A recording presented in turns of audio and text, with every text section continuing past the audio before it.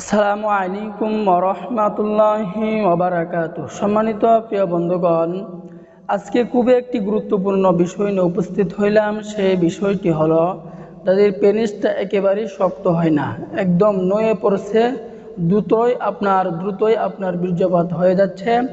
আজকে আমি এমন একটি খাবারের কথা বলবো, এই নিয়মে যদি আপনি খেতে পারেন, খাওয়ার সাথে সাথেই দেখবেন আপনার পেনিস অনেক শক্ত হয়ে গেছে, আপনি অনেকক্ষণ মিলন করতে পারবেন।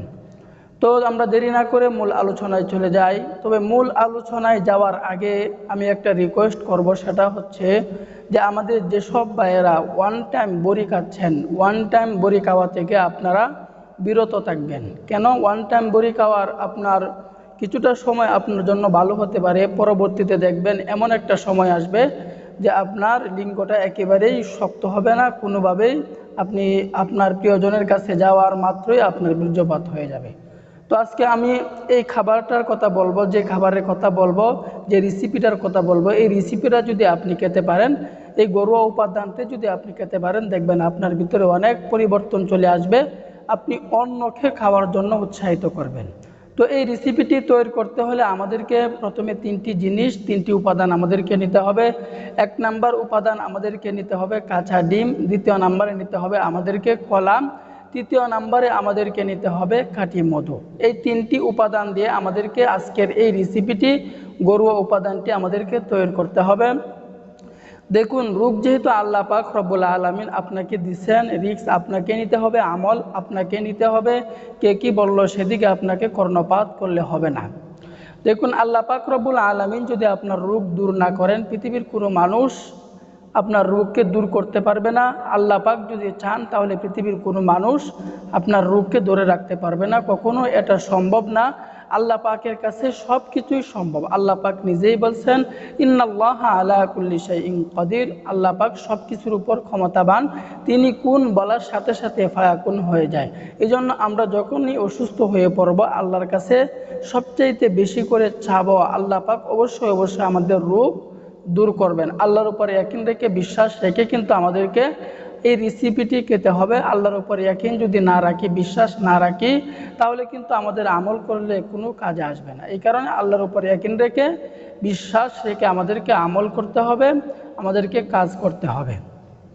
তো আমরা এই রেসিপিটি কেমনভাবে তৈরি করব, কোন নিয়মে তৈরি করব, এর বিস্তারিত বলে দিচ্ছি ইনশাআল্লাহ।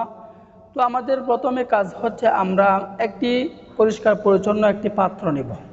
তো পরিষ্কার পরিচ্ছন্ন পাত্র নেওয়ার পর এরপরে আমরা একটি কাঁচা ডিম ভেঙে ওই পাত্রের মধ্যে রেখে দিব।